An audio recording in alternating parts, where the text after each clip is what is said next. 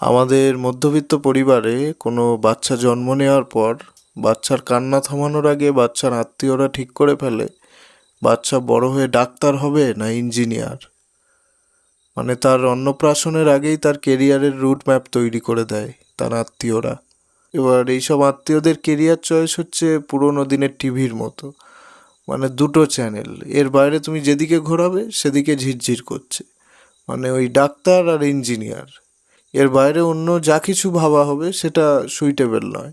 মানে যে বাচ্চাটা বড় হচ্ছে তার নিজস্ব কোনো ইচ্ছাকে দাম দেয়া হয় না। মানে একটা সময় পরে যখন বাচ্চা বড় হয় তখন সে তার বাবা মায়ের কাছ থেকেও সাপোর্ট পায় না। বাবা মা তখন ওই আত্মীয়র রেফারেন্স দেয় এবং বোঝায় যে জানো উনি কত বড় মানুষ, জীবনে কত সাকসেস পেয়েছে জানো, ওনার কথা শুনলে কি ক্ষতি তোমার। আর এইসব চক্করে পড়ে সবচেয়ে বেশি ক্ষতি হয় মধ্যবিত্ত পরিবারে জন্মানো সেই ছেলে বা মেয়েটার। আর মধ্যবিত্ত পরিবারে নিজের স্বপ্ন নিয়ে এগোনোটা হচ্ছে একটা দুঃসাহসিক অভিযানের মতো। মানে তুমি পড়াশোনার ফাঁকে 5 মিনিট ছবি আঁকতে পারো, গান গাইতে পারো, বা নিজের যেটা ভালো লাগে সেটা করতে পারো, কিন্তু পড়াশোনাটা হচ্ছে মাস্ট, পড়াশোনাটা করতেই হবে।